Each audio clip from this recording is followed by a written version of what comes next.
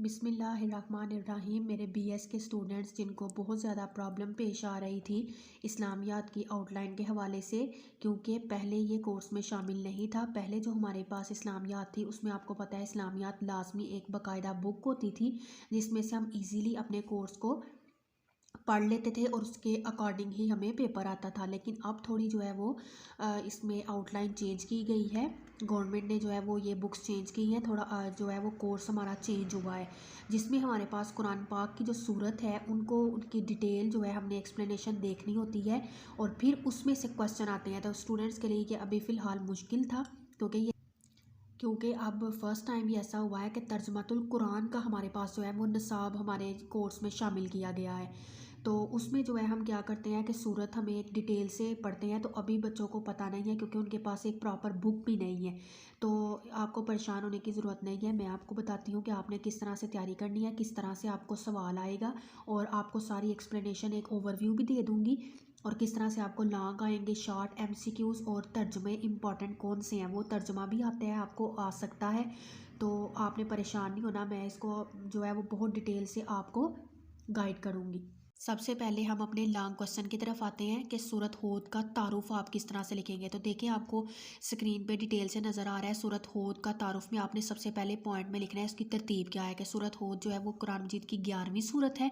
ये आपको एमसीक्यूज़ भी आ सकता है कि सूरत होद जो है वो कुरान पाक की कौन सी सूरत है, 11वीं सूरत है। 11वें पारे से शुरू होती है ये।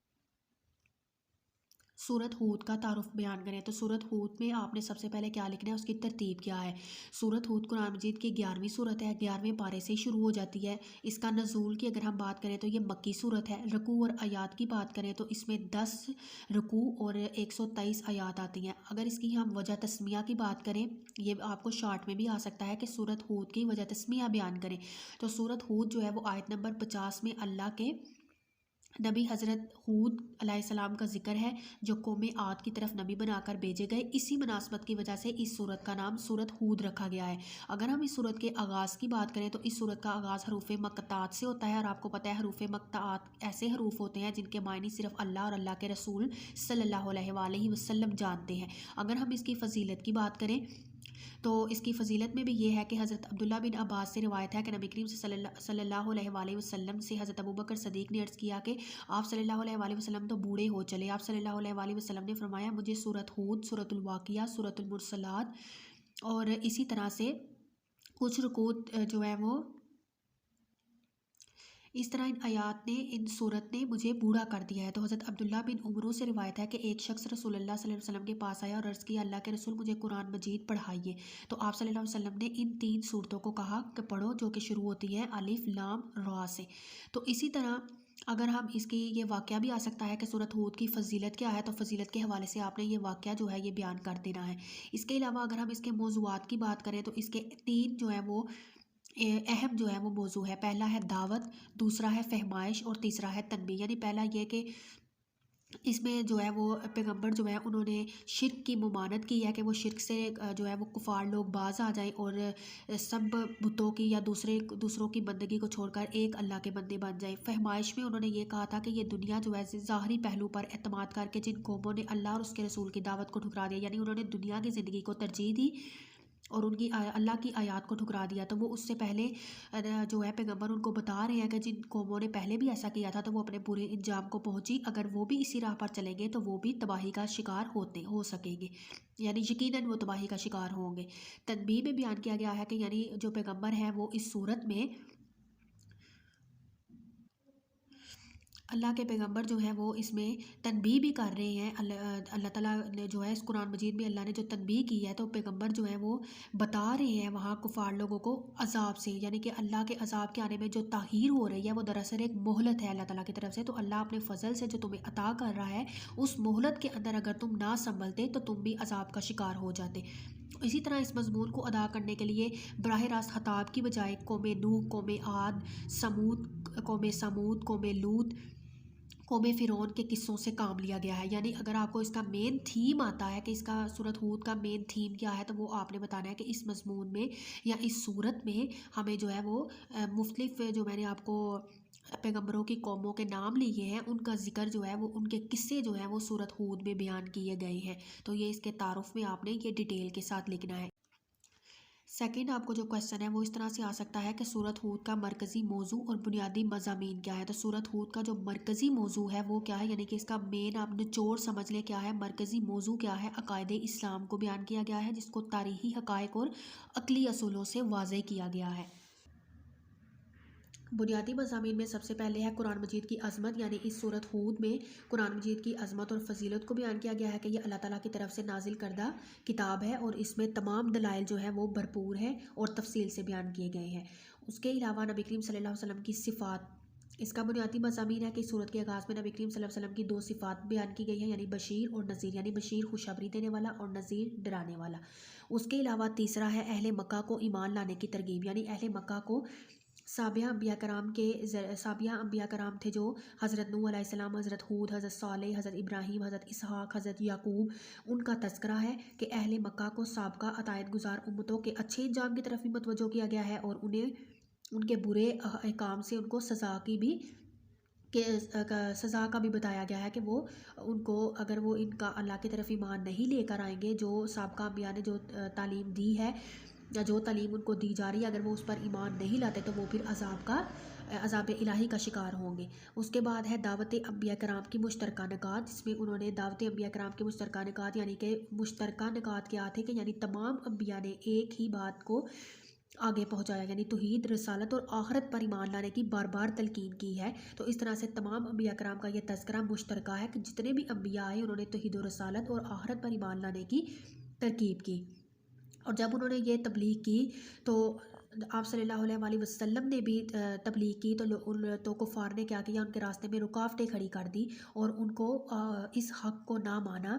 तो इधर हज़रत मोहम्मद सल्लल्लाहु अलैहि वसल्लम को तसल्ली भी दी जा रही है कि वो परेशान ना हो, उनको तसल्ली भी दी जा रही है कि वो इस्तकामत से डटे रहें और लोगों के सामने अपनी दावत पेश करें। उसके बाद तूफ़ान नूह का जिक्र है। इस सूरत में हज़रत नूह अलैहिस्सलाम की कश्ती का तज़किरा आया है कि जिसको देख कर हज़रत नूह अलैहिस्सलाम की कौम ने मजाक उड़ाया, लेकिन जब तूफ़ान आ गया तो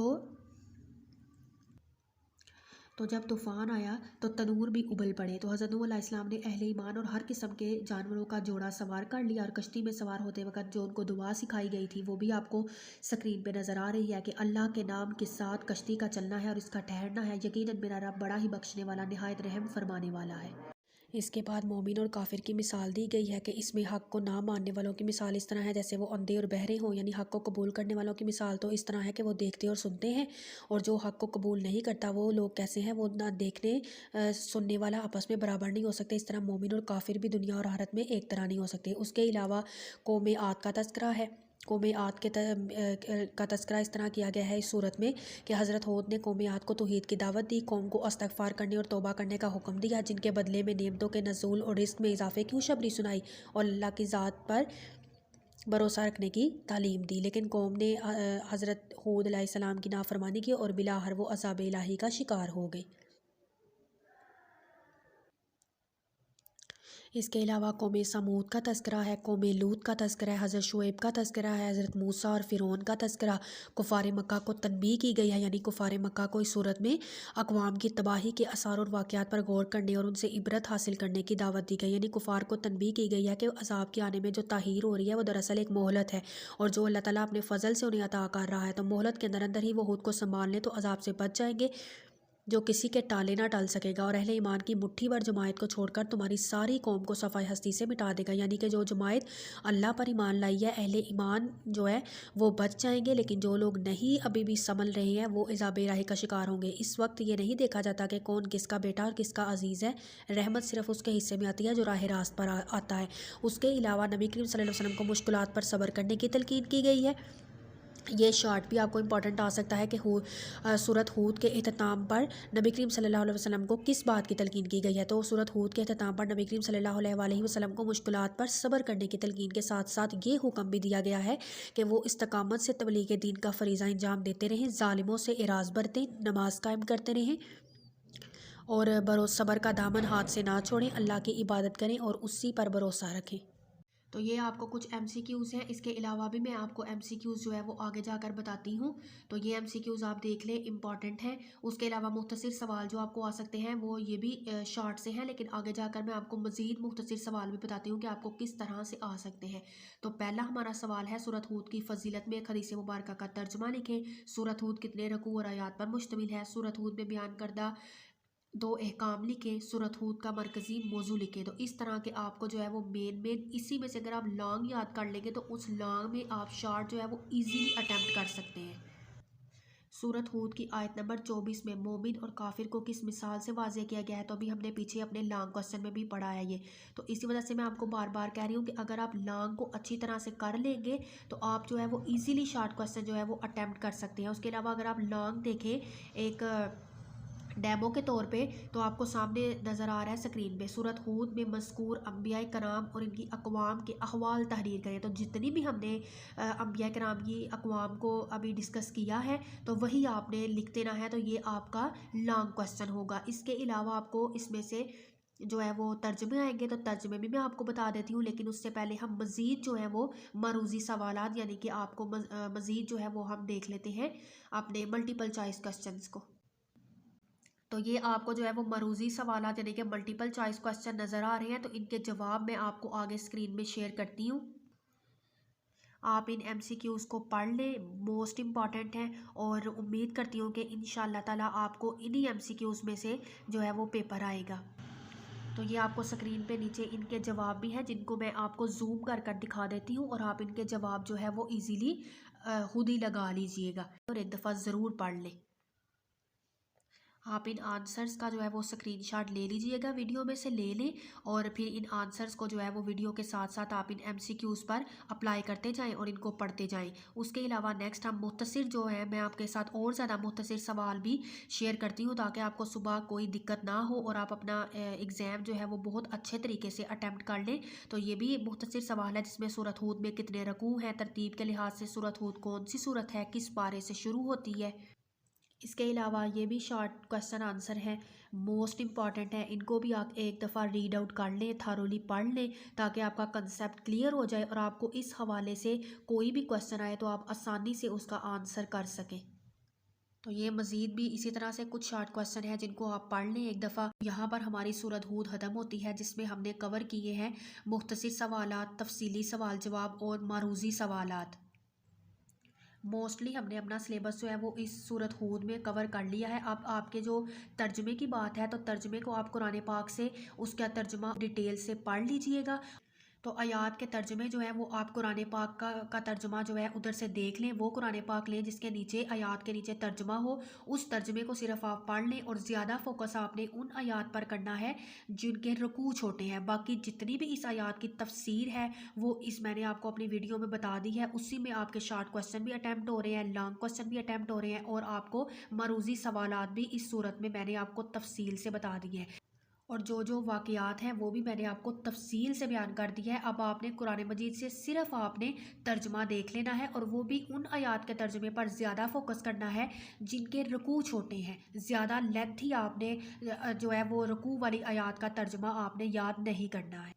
उम्मीद करती हूँ कि आपको इसकी समझ आ गई होगी। फिर भी अगर कोई आपको कन्फ्यूजन, कोई क्वेश्चन हो तो कमेंट सेक्शन में मैसेज कीजिएगा। इंशाल्लाह नेक्स्ट हम जो है वो अपनी सूरत रात को अपनी नेक्स्ट वीडियो में डिस्कस करेंगे।